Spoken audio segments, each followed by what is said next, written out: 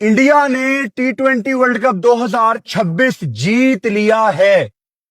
सच तो यह है कि इस टूर्नामेंट में एक भी टीम ऐसी नहीं थी जिसका इंडिया के साथ कोई मुकाबला बनता था। मतलब कोई दूर दूर तक रेस में भी शामिल नहीं था, इंडिया के कोई पास भी नहीं था। अब आपने उनसे जेलस होना है तो आपकी मर्जी है, लेकिन आप अगर समझदार हैं तो आप सीखेंगे उनसे कि क्या चीजें हैं जो इंडियन टीम ने पिछले 2 सालों में बेहतर की हैं। ट्रांसपेरेंसी आपको क्लियर नजर आ रही है। Rohit Sharma as a captain world cup जितवाते हैं। हम सबको पता था कि अब अगले कप्तान सूर्या कुमार यादव होंगे। सूर्या कुमार यादव को इंडिया ने बैक किया। हालांकि कुछ लोगों के दिल में तब डाउट्स थे कि शायद हार्दिक पांड्या, शायद शुभमन गिल, बड़ी बातें चल रही थी, लेकिन बीसीसीआई ने स्टिक किया सूर्या कुमार यादव के साथ। और ये इंडियन टीम इतनी अच्छी टीम है, बिलीव मी, इस टीम का कप्तान कोई भी होता ना, इन्होंने फिर भी वर्ल्ड कप जीत जाना था। यानी हमने पूरा वर्ल्ड कप कवर किया है, एक एक गेम इंडिया की हमने देखी है, एक एक बॉल हमने देखी है। मुझे कोई ऐसा मैच याद नहीं आ रहा जो सूर्या कुमार यादव ने अपनी कप्तानी की बदौलत जितवाया हो, लेकिन still India manage to win this T20 world cup. लेकिन ट्रांसपेरेंसी इस टाइम वो आपने देखनी है कि वो कितनी साफ थी सबके सामने कि भाई साहब ये हमारा कप्तान है और यही हमें वर्ल्ड कप जितवाएगा। गौतम गंभीर के पास एक ट्रॉफी आ गई है, वो भी एज ए कोच बात कर रहा हूं। वर्ल्ड कप की ट्रॉफी आ गई है। एशिया कप तो चलो ठीक है, लेकिन वर्ल्ड कप की ट्रॉफी आ गई है, क्योंकि गौतम गंभीर का जो दौर था एज ए कोच, उसका ग्राफ थोड़ा सा ना ऊपर नीचे होता था, क्योंकि टेस्ट सीरीज वो हारते थे, उस तरह से स्टेबल नजर नहीं आ रहे थे एज ए कोच। लेकिन अब उनकी प्रोफाइल में एक बहुत बड़ा टूर्नामेंट आ गया है जिसकी बेस के ऊपर वो मजीद बदमाशी कर सकते हैं कि मेरी कोचिंग में मैंने इंडिया को वर्ल्ड कप जितवाया है। गौतम गंभीर, टू बी ऑनेस्ट, जब इंडिया के कोच बने थे, ये टीम तब भी इतनी वेल सेटल थी, और जब ये हारती थी टीम तो हम हैरान होते थे, यार इतनी सेटल टीम हार क्यों रही है। लेकिन ये गौतम गंभीर की प्रोफाइल के लिए बहुत अच्छा हो गया। संजू सैमसन, भाई साहब, जितनी तारीफ की जाए उतनी कम है। जसप्रीत बुमराह आज भी player of the match, 15 run देके 4 विकेटें। जब बुमराह ने बोल्ड किया सेंटनर को, he was literally laughing. Jasprit Bumrah, वो बंदा यॉर्कर भी लगा रहा है, जो कि ऑलरेडी एक ड्रीम डिलीवरी है आजकल के बॉलर्स के लिए। आजकल के बॉलर्स ख्वाब ही देखते हैं यॉर्कर लगाने का, और वो हंसते खेलते यॉर्कर लगा के एंजॉय भी कर रहा है। मैं बहुत बड़ा सवाल इंडियन लोगों से पूछने वाला हूं, क्या जसप्रीत बुमराह को T20 में कंटिन्यू करना चाहिए? यह सवाल शायद आपको थोड़ा सा अजीब लगे कि यार ये आप कैसी बात कर रहे हैं। ओडीआई वर्ल्ड कप 2027, अब जितनी भी टीमें हैं उनका फोकस होगा वनडे क्रिकेट खेलना। अब जितनी भी टीमें हैं वो टारगेट करेंगी 50 ओवर की क्रिकेट। तो क्या जसप्रीत बुमराह को थोड़ा सा बचा के रखना चाहिए बीसीसीआई को? क्योंकि वहां पे 10 ओवर डालने हैं हर मैच में, और वहां डालने ही डालने हैं। तो सवाल मेरा आपसे यह है कि 2 T20 वर्ल्ड कप आपको बुमराह ने जितवा दिए, अब क्या the bigger chunk, the main course ODI world cup, क्या अब उस पे नजर होनी चाहिए इंडिया की कि यार अब हमने बुमराह को बचा के रखना है फॉर द ओडीआई? अच्छा, संजू सैमसन, जिनको बारबाडोस में 2024 में बताया गया था कि आप नहीं खेल रहे, मैं बारबाडोस में मौजूद था और वो मेरे सामने की बात है।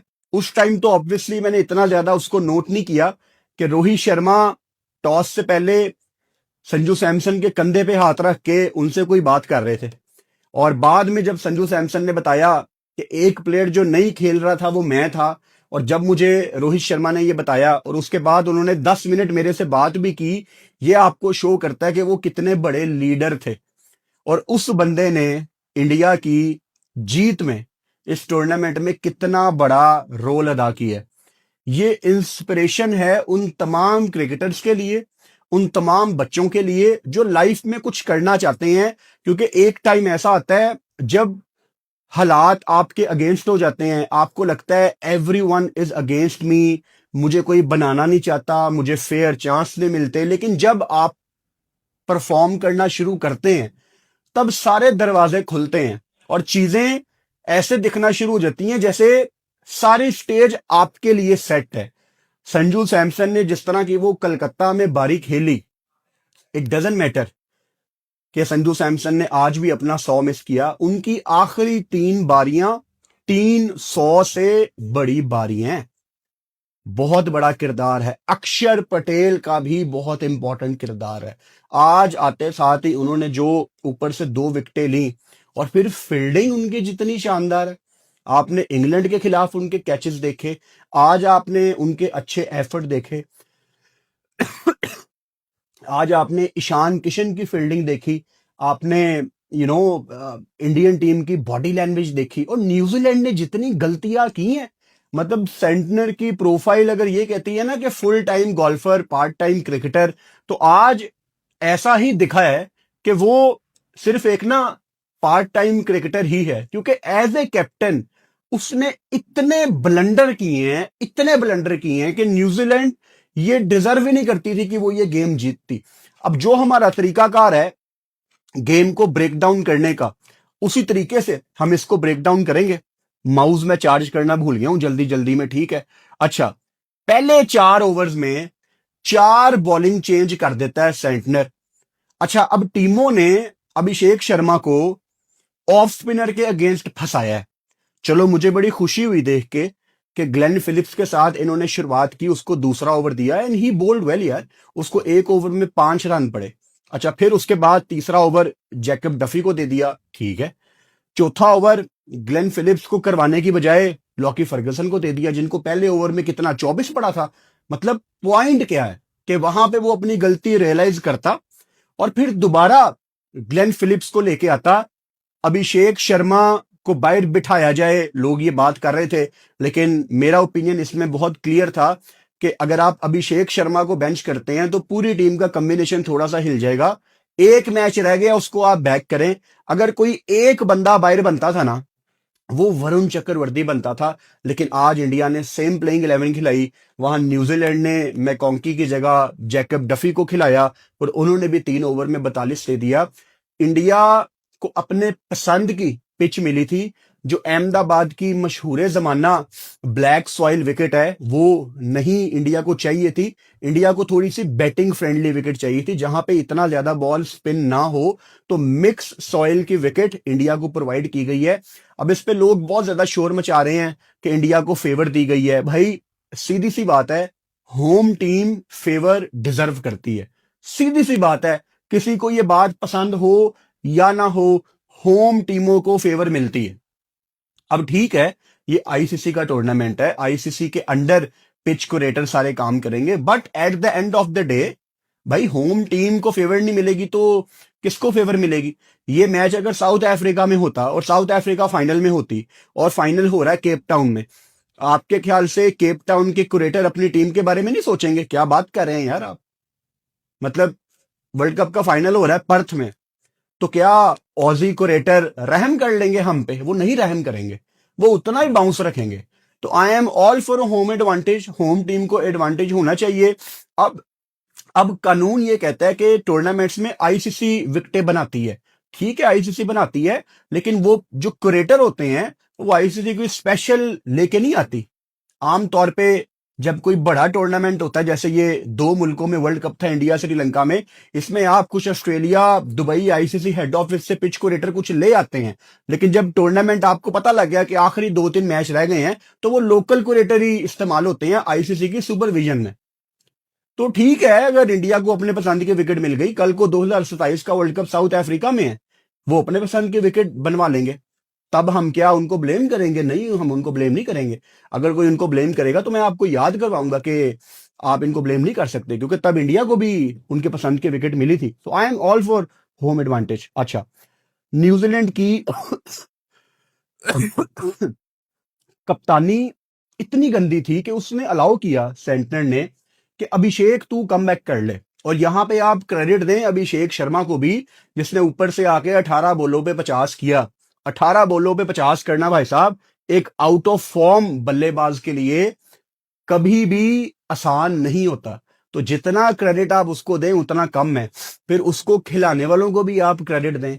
सूर्या कुमार यादव ने उसको जितना बैक किया, गौतम गंभीर ने उसको जितना बैक किया, and the kid he was under pressure clearly.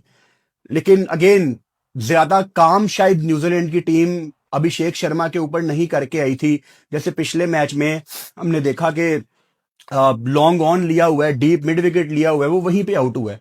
इन्होंने एक डीप मिड विकेट लिया हुआ था, एक लॉन्ग ऑफ लिया हुआ था। भाई लॉन्ग ऑन पे वो फंसता है, off spinner around the wicket आके अभिषेक शर्मा की टांग पकड़े या उसको ऑफ स्टंप के बाहर बॉल करे, वो कैसे नहीं मारता डीप मिड विकेट पे यार। हमने पूरे टूर्नामेंट में उसको स्ट्रगल करते देखा है। तो I don't know, New Zealand was trying too many things. अब अगेन लॉकी फर्गसन 150 पे बॉल कराता है, जैकब डफी आप लाए हो, मैट हेनरी ने कितनी गंदी बॉलिंग की है। New Zealand was trying too many different things. फिर एक चीज क्रिस्टल क्लियर हो गई थी कि जितनी भी न्यूजीलैंड के फास्ट बॉलर कोशिश कर रहे हैं बैक ऑफ द हैंड करवाने की, लेग कटर करने की, ऑफ कटर करने की, वो सारी डिलीवरीज का जवाब है संजू सैमसन के पास, ईशान किशन के पास। वो आसानी से पिक कर रहे हैं, लेकिन ये बाज ही नहीं आए। मतलब 122 123 किलोमीटर पर आवर, ये तो मतलब वाइडों पे वाइडें, वाइडों पे वाइडें। अब कोई कह सकता है कि यार ये बड़े मैच का प्रेशर है, लेकिन न्यूजीलैंड यार मतलब वो कोई पहली दफा फाइनल में नहीं आए। उनको पता है बड़े टूर्नामेंट्स में हमने किस तरह खेलना है। It was just poor execution. उनको जो प्लान दिया गया था पीछे से, वो बस उस पे स्टिक थे कि जी हमने बैक ऑफ द हैंड के अलावा, हमने स्लो वंस के अलावा कुछ करना ही नहीं है। और किसी अंधे को भी नजर आ रहा है कि सेंटनर भाई तू अच्छी बॉलिंग कर रहा है, ग्लेन फिलिप्स को एक ओवर में 5 रन पड़े हैं, उसको करवा ले दूसरा ओवर। एक तो ये मैचअप हमें ले बैठा है कि जी ऑफ स्पिनर है तो वो राइटी को बॉल नहीं करवाएगा। यार ये मैचअप ना, ठीक है, I am all for numbers यार, डेटा बहुत इंपॉर्टेंट है, लेकिन ये कोई कानून नहीं है कि ऑफ स्पिनर बॉल नहीं कर सकता राइट हैंडर बैटर को। मैंने पहले कितनी दफा एग्जांपल दी है, क्या सकलैन मुश्ताक राइट हैंडर को आउट नहीं करते थे? क्या मुथाया मुरलीधरन राइटी को आउट नहीं करते थे? ये सिर्फ ड्रामेबाजी है आज की कि ऑफ स्पिनर आएगा तो खब्बे के आगे आएगा, अदरवाइज वो जितना मर्जी अच्छा बॉल डाल के गया वो आएगा नहीं। खैर, बैटिंग ऑर्डर थोड़ा सा चेंज किया इंडिया ने। आज हार्दिक पांड्या को चौथे नंबर पे भेजा गया था क्योंकि Suryakumar Yadav is totally out of rhythm. थोड़ा सा कम बैक करते हैं, लेकिन उस तरह से जिस चीज के लिए वो जाने जाते हैं उस तरह की बारी सूर्य कुमार यादव ने नहीं खेली। एक यूएसए वाली बारी बहुत अच्छी थी उनकी, उसके बाद उस तरह से ना वो डोमिनेट नहीं कर पाए। तो शायद वो बनता था कि पांड्या को वो ऊपर भेजते, क्योंकि उस स्टेज पे हमें लग रहा था कि 204 पे 4 आउट है, हमें लगा था कि शायद ये 260 275 वाली आज इंडियन टीम हमें दिखेगी।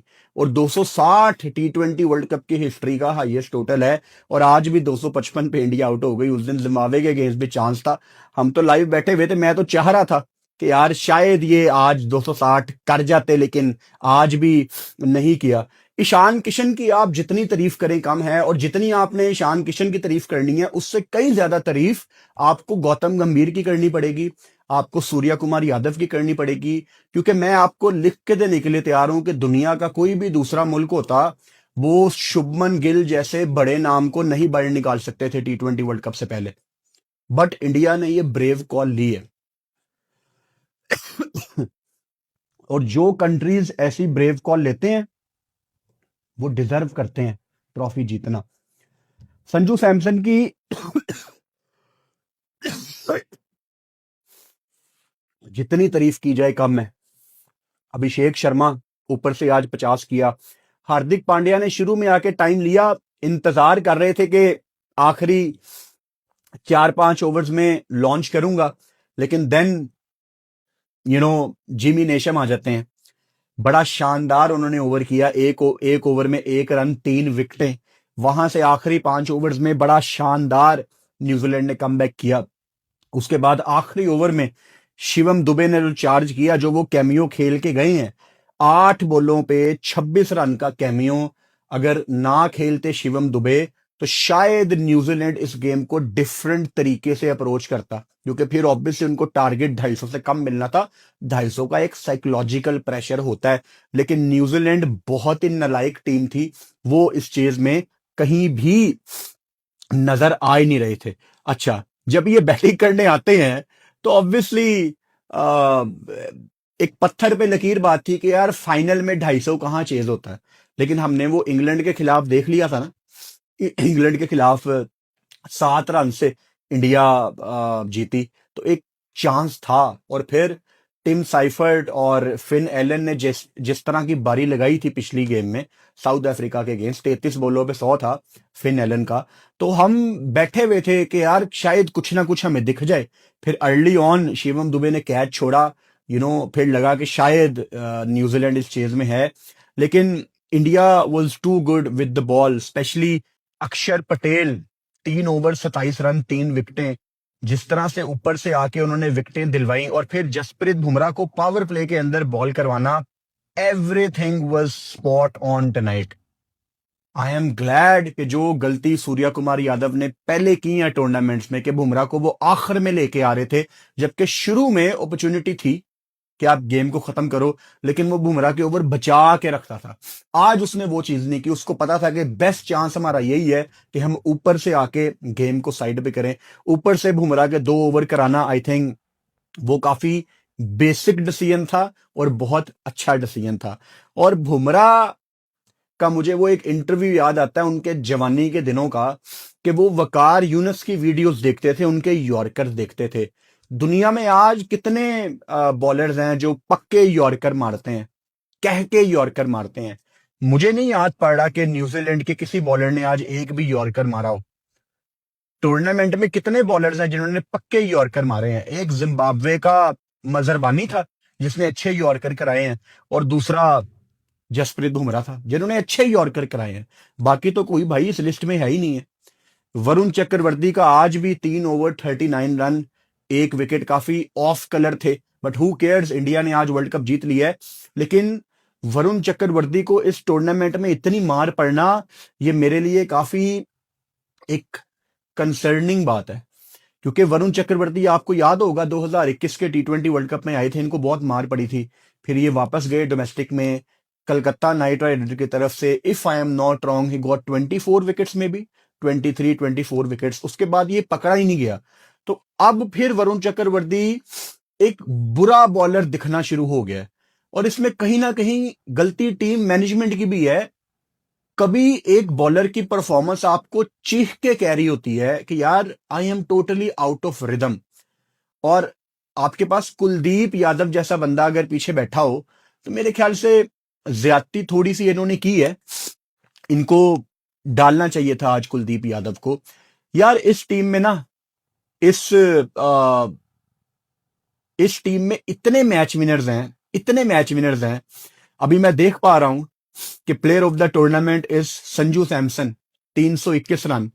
तो डिजर्व वही करते थे, क्योंकि इंडिया ने अगर फाइनल खेला है तो वो कलकत्ता में जो बारी खेली है संजू सैमसन ने वेस्ट इंडीज के अगेंस्ट, वो आसान बारी नहीं थी। वहीं से तय पा गया था कि इंडिया टूर्नामेंट में ऑब्वियसली फाइनल की तरफ जाएगी, और संजू सैमसन ही डिजर्व करते थे।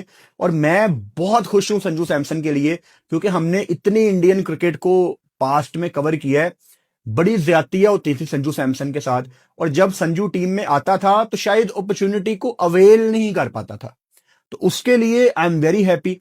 उनके फादर की वीडियोस मेरे सामने से गुजरी, संजू सैमसन के फादर की वीडियोस 2-3 दिन पहले वो वेस्ट इंडीज वाले मैच में, कि वो सुबह 6 बजे से उठे हुए थे और दुआएं मांग रहे थे कि मेरा बेटा आज रन्स करे।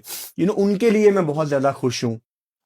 और संजू सैमसन यार, मतलब शहजादा बंदा है, इतनी इसकी फैन फॉलोइंग है। ये वो केरला साइड पे जाते हैं तो वहां पे इनके बैनर लगे होते हैं संजू सैमसन के, इंडियन टीम वहां प्रैक्टिस कर रही होती है।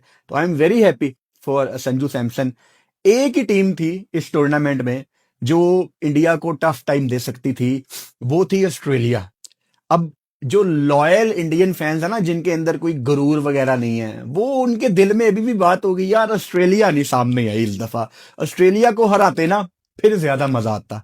खैर ऑस्ट्रेलिया डिजर्व नहीं करती थी, वो टूर्नामेंट से पहले ही बाहर हो गए थे। मजा आया यार, इस T20 वर्ल्ड कप में बहुत मजा आया। आज आखिरी स्ट्रीम थी हमारी T20 वर्ल्ड कप की। आप लोगों ने इतना प्यार दिया है T20 वर्ल्ड कप की कवरेज में, जितना मैंने एक्सपेक्ट नहीं किया था। अभी मैं नंबर्स निकालूंगा, शायद 2 करोड़ प्लस व्यूज हैं हमारे ओवरऑल T20 वर्ल्ड कप में, लाइव और वीडियोस के मिला के। This is incredible.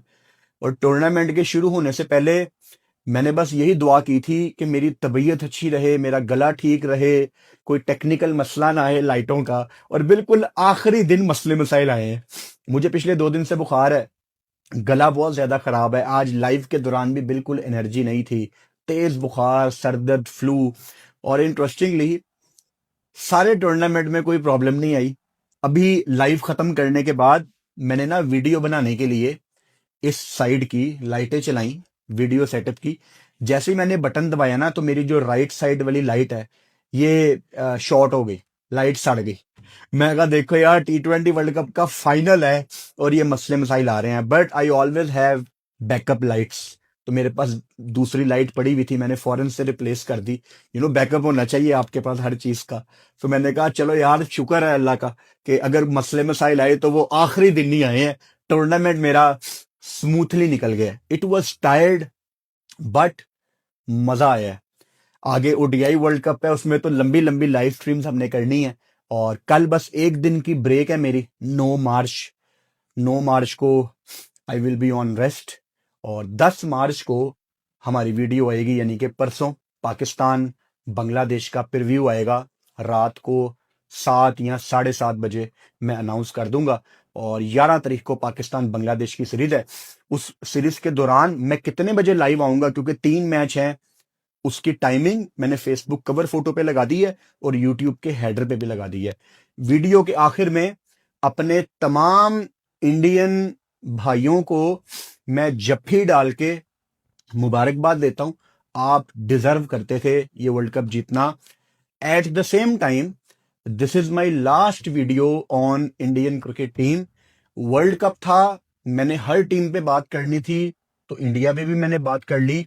लेकिन सूर्या कुमार यादव, इंडियन टीम ने स्पोर्ट्समैन स्पिरिट नहीं दिखाई पाकिस्तान के साथ। आपकी टीम मेरी टीम से हाथ ना मिलाए और मैं आपकी टीम को कवर करूं, मेरा जमीर इस चीज की मुझे इजाजत नहीं देता। ये चीजें तब ठीक होंगी जब आपकी टीम स्पोर्ट्समैन स्पिरिट दिखाएगी। तो I am sorry, I know आप में से बड़े लोग इंडिया में प्यार करते हैं, आप में से बड़े लोग चाहते हैं कि मैं इंडिया पे बात करूं, लेकिन मेरा जमीर उस चीज की इजाजत नहीं देता। जिस दिन इंडियन टीम ने पाकिस्तान टीम से हाथ मिला लिए, स्पोर्ट्समैन स्पिरिट दिखा दी, हम इंडिया पे बात करना शुरू कर देंगे। हम इंडिया को उसी तरह डील करना शुरू कर देंगे जिस तरह हम दूसरी टीमों पे बात करते हैं। बट आज के लिए this is my last video. अब इसके बाद मुझे इस टाइम ये भी नहीं पता कि इंडिया का अगला मैच कब है, बिकॉज आई डोंट केयर अगला मैच कब है, किसके साथ है, उससे हमारा कोई ताल्लुक नहीं है, हमारा उससे कोई लेना देना नहीं है। जो था वो यहीं तक था। अब हालात ऐसे ही रहे, क्योंकि इंडिया पाकिस्तान का अब कोई मैच नहीं है। आगे इंडिया पाकिस्तान का मैच आएगा एशिया कप में 2027, बांग्लादेश में ODI फॉर्मेट में है एशिया कप। तो तब ही अब इंडियन क्रिकेट टीम की किसी मैच के ऊपर बात होगी। Otherwise I am not going to cover Indian cricket team because of their poor sportsman spirit. But world cup जीतने में मैं आप सबको बहुत ज्यादा मुबारकबाद देता हूं। आई होप कि आपको वर्ल्ड कप की कवरेज अच्छी लगी होगी। चैनल को सब्सक्राइब करें और बेल आइकन लाजमी दबाएं ताकि आने वाली वीडियोस का नोटिफिकेशन आपको मिल सके। Good night.